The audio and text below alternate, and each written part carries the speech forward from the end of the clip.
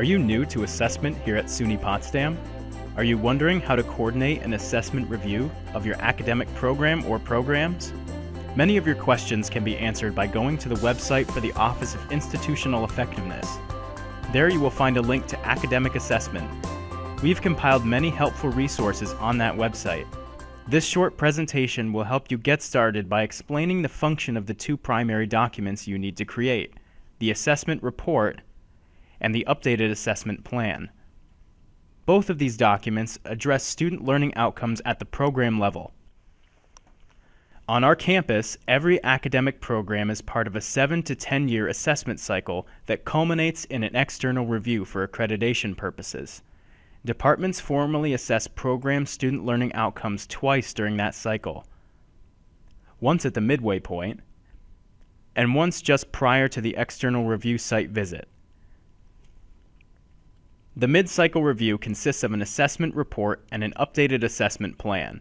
The end-cycle review includes another assessment report and another updated assessment plan as part of the larger departmental self-study.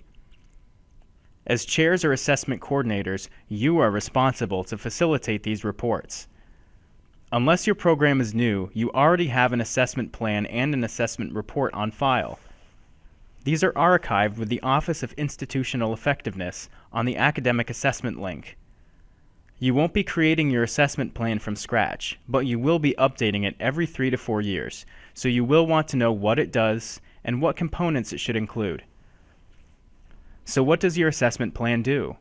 Your assessment plan establishes 4 main points. It clearly states your program mission statement. It clearly states simple, clear, measurable student learning outcomes for your program. For more information about SLOs, visit the SLO page on the Office of Institutional Effectiveness website. It maps your program student learning outcomes to our institutional student learning outcomes.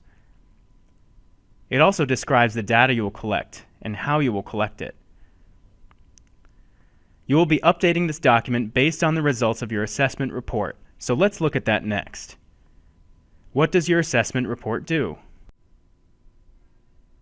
It provides the opportunity for your program faculty to reflect on how well you are accomplishing your PSLOs and to report directly to the administration those changes you want to implement based on that reflection, as well as to request additional support from the administration.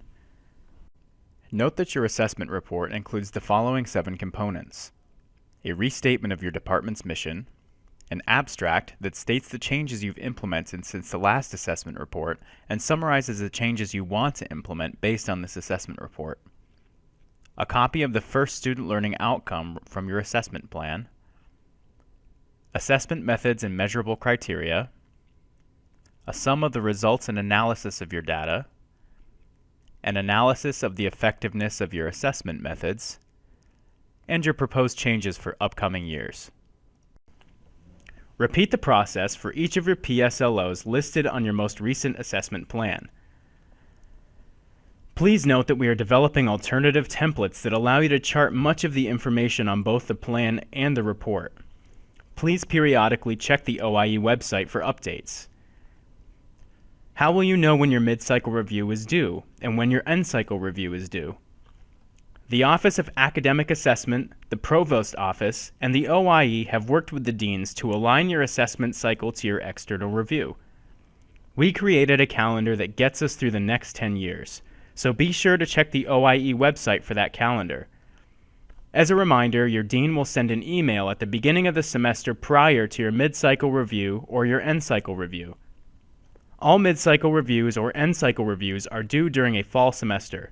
So, if you have a mid-cycle review or an end-cycle review due in the fall of a particular year, you receive an email from your dean at the beginning of the spring semester of that year.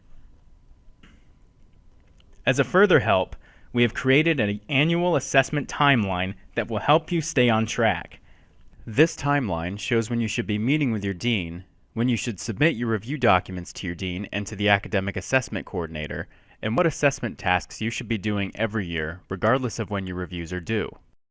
Let me summarize the 5 steps you want to follow. Follow your current assessment plan for 3 to 5 years. Gather data, broadly analyze data with respect to program SLOs. create an assessment report that summarizes the data you've gathered and analyzed. Include an analysis of each program SLO identified in the current assessment plan, and then update that assessment plan. Meet with your dean to discuss these two documents. Upon approval from the dean, submit the new assessment report and the updated assessment plan to the Office of Academic Assessment. Continue to gather and broadly analyze data with respect to your program SLOs for another 3 to 4 years. Use this data to create another review.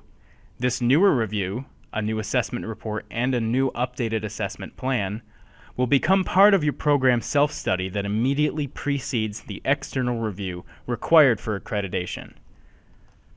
Feel free to email the Academic Assessment Coordinator for help or to request a meeting. Thank you for watching.